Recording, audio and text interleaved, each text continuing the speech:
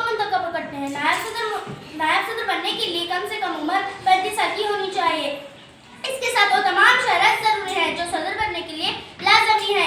इनके अहद की मियाद 5 साल है। नायब सदर राज्यसभा का सदर होता है। इस सदर की गैर हाजिरी में इनके काम भी अंजाम देता है।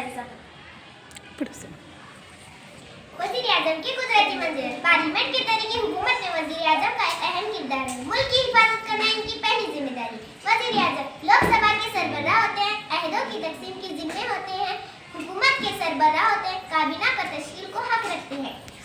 राज्यसभा पार्लियामेंट का एक ऐवान बाला है। इस ऐवान के अरकान की ज्यादा से ज्यादा 250 होती है। राज्यसभा के मेंबरों का इंतखाब राष्ट्र पर नहीं होता, बल्कि राज्यसभा के 238 अरकान को तमाम रियासत के विधानसभा में अरकान मुंतखब करते हैं। बाकी 12 मेंबरों को सदर-ए-हिंद नामजद करते हैं।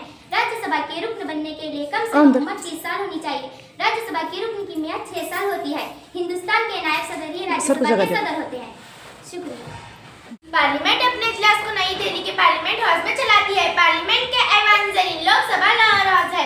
लोकसभा के अरकान का इंतखाब लास्ट तौर पर अवाम से होता है। लोकसभा की रुकन बनने के लिए उम्र 18 साल चाहिए। लोकसभा के अरकान की तादाद ज्यादा से ज्यादा 552 होती है।